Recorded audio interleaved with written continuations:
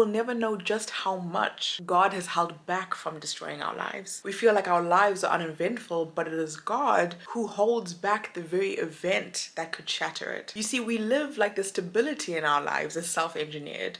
We go to work, go to the gym, our body's working fine, and we call that ordinary because we think that in order for God to be present in something, that it must be extraordinary. But the very fact that we have had years and years of comfort and stability in our lives is because of the presence of an extraordinary God. You may know King Solomon. King Solomon is King David's son. Now, David never knew peace, poor man. That man fought since he was a teenager until the day he died. But because he was such a willing vessel for God, he achieved a peace that could be inherited by King Solomon when he took over, a peace that was engineered by God. We're told that in King Solomon's reign, each man lay under their own fig tree. Essentially, each person had provision, income, stability. Everyone could relax. And this is big, especially for a nation who had been fighting for their lives since the days of Moses. That's centuries of not knowing peace. And so this peace was extraordinary. They knew it was because of God until it became ordinary. You see, decades of peace made Solomon think that it was the works of his own hands, the works of the wisdom that God gave him. And he starts to do some strange things. We're told that he marries an absurd amount of women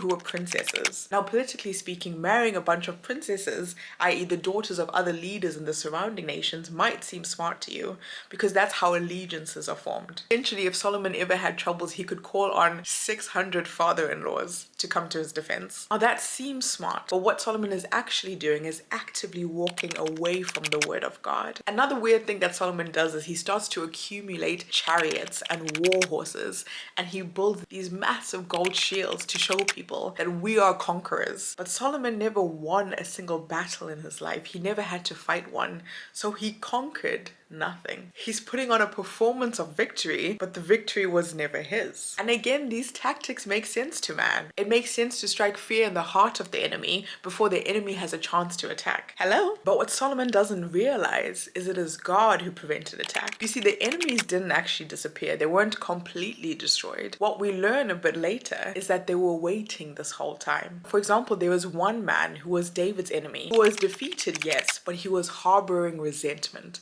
and was waiting for his perfect moment. But God's hand had suppressed them. God's hand had created peace for this nation. It is only when Solomon decides that he doesn't need God that God removes his hand and the enemies rise up. And the most ironic part of this is that all the things Solomon did, his 600 wives for political relationships, his war horses, his golden shields, all of that meant nothing.